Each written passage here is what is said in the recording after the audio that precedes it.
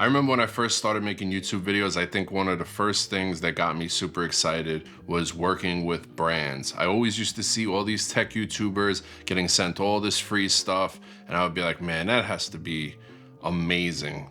Like, count me in. Let's do this. And it is amazing.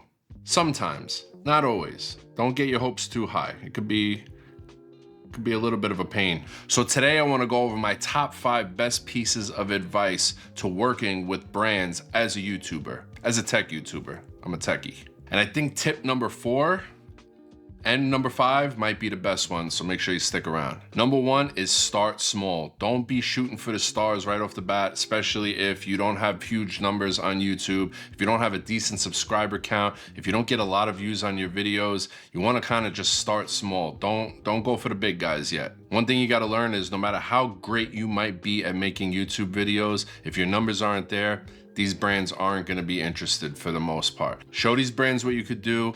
Build some numbers, build some view counts, then you can start aiming for the higher tiers as your numbers start to grow. A really great place to find smaller brands to work with is Amazon. Go on Amazon, type in camera gear, phone cases, whatever it is you're interested in, and go with some smaller brands. Then find those brands on Instagram and DM them, or go to their website, go to the bottom and look for a contact sheet and either fill out a form and write them a message, or find their email and reach out to them that way. When I first started out, it was brands like Ulanzi, camera gear makers, some quick release plates, some camera cages, some ND filters, stuff like that. You're gonna wanna start small. Have them send you over a couple pieces of gear, do a nice review on it, get some nice B-roll shots of it, push it back out, and then keep going from there. Now, personally, I was lucky enough to hook up with Rode, and that is only because I wound up buying the original Rode Wireless Go and reviewing it and having some complaints about it. And the owner of Rode actually saw my video and sent me a message, and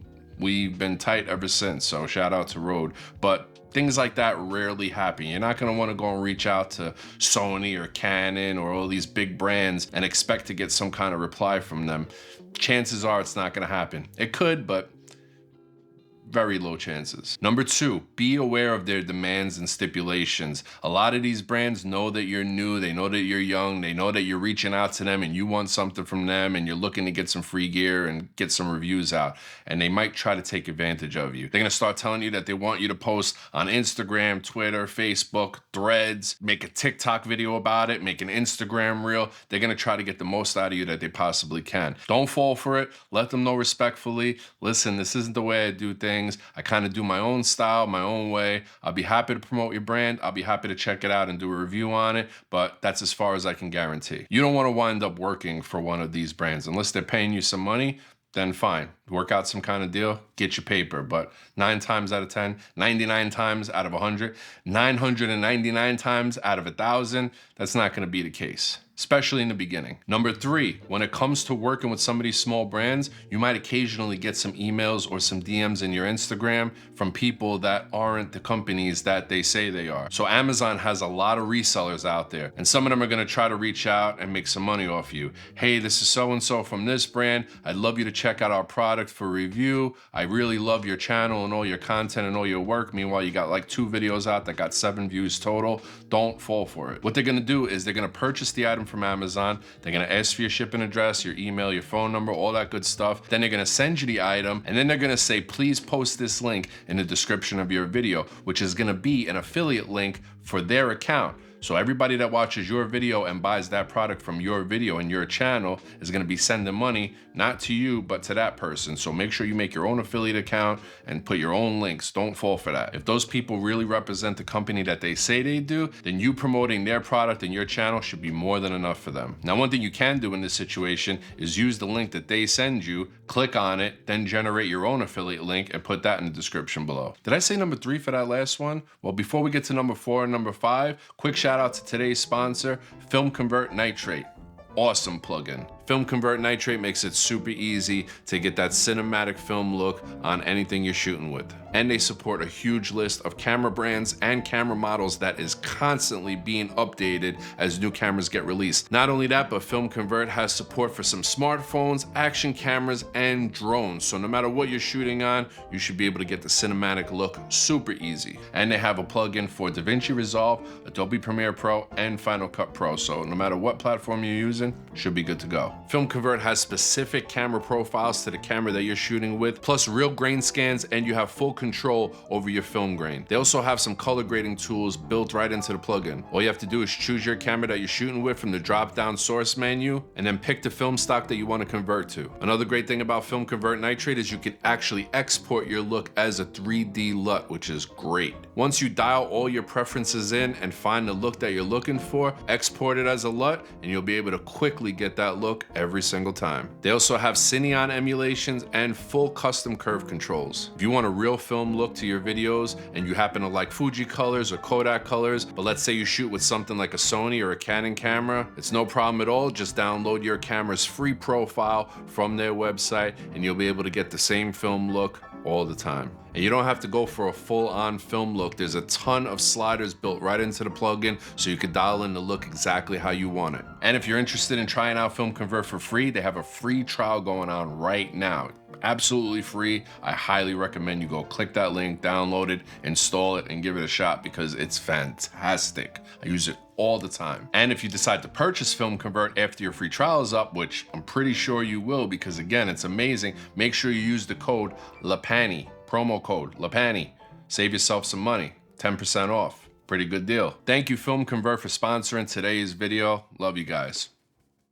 All right, let's switch the angle up here. I'm getting tired of this angle, even though this is nice. Got the foreground going. This looks good, right? What do you guys think? Let me know down below. I like this angle. I like this desk too. I like this whole setup. Looks good. Maybe I won't switch it up. I'll switch it up. All right, remember I told you that number 4 might be the best one? This is a great piece of advice. I used to do this all the time when I first started out. I don't do it anymore because I don't need to. But in the beginning, if I was starting a channel fresh and I was a brand new YouTuber, I would absolutely go back to this technique. Now, some people might frown upon this technique. I don't give a shit. You shouldn't either. Do it, try it out. If you can do it, it'll help you. I promise this. Buy, review, return. Buy, review, return. If you have some extra money that you could work with, or you have the luxury of putting some money aside, save up some money, buy some products, and then do some reviews. That's a really good way to review some newer, bigger name products that you might not be able to work with at this stage in your career. Get those reviews out, and then hopefully those companies will see your review, see that you're dedicated, see that you make good videos for them, and then they'll start reaching out to you. Now, everybody's budget is completely different, but my advice is save as much as you can, buy as big of a name products as you can, do the review, buy it from a creditable source like B&H Photo or Amazon or something like that, a store that you know has a really good return policy, preferably 30 days.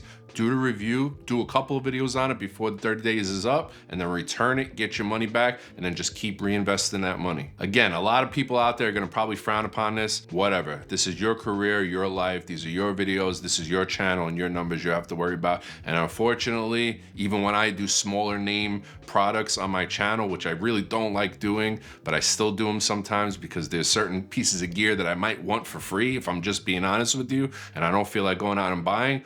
Or they're companies that I have past relationships with that I want to keep those relationships going. So I'm like, yeah, send it over, I'll review it. And even when I do videos for products that might not have a high search count on YouTube, they don't work, they don't do great. So it's kind of just an exchange of goods, whatever, a few hundred people see it. Thanks for the free gear.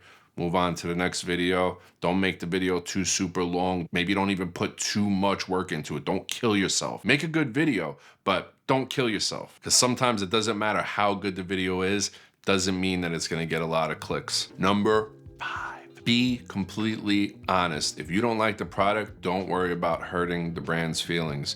Worry about your viewers.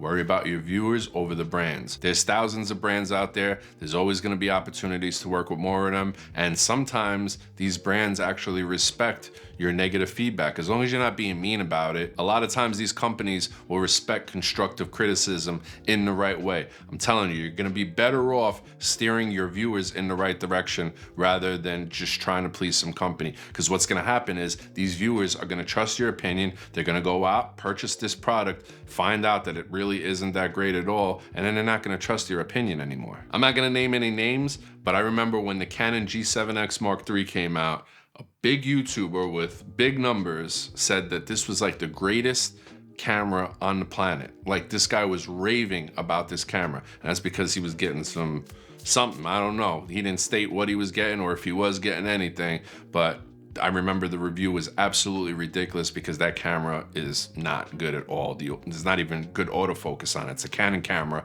with terrible autofocus. And I remember watching this guy's video and being like, dude, I will never watch one of your videos again or trust a single thing that you ever have to say, because that camera is trash. I had it, I didn't buy it, I borrowed it, used it, reviewed it, and not good at all. And he completely lost all credibility with me. So make sure you're honest with your viewers. Now, if it's a paid sponsorship, if it's a paid video and you're making some money off of it, then you might want to approach things a different way. Tell your viewers at the beginning, this is not an official review. This is a sponsored review. This is sponsored by this company. I'm just gonna tell you what this product does, and you could judge for yourself. I've also been in those situations, and those can be kind of tricky because I have had some paid sponsor videos where the product wasn't really amazing. It was okay. So I just stated that this was a paid sponsorship. Here's the product. These are some of the good things about it. I'd like to see maybe this improved upon it the next time around on the next version, and keep it moving. Make sure your audience knows, be completely transparent. It's the best way to go. Trust me. Hope this video helps somebody out there. I know when I first started out, these are some gems that I definitely could have used. I had to learn the hard way through trials and tribulations and figuring out things for myself. That's broken. I broke it. Thumbs up, subscribe if you aren't already. Drop a comment down below. Any other tips that you guys might have? Did these tips help you out at all? They should, because these are some real tips for you. Thank you, Film Convert, for sponsoring today's video, and thank you guys for watching. I will see you guys next time. Salute!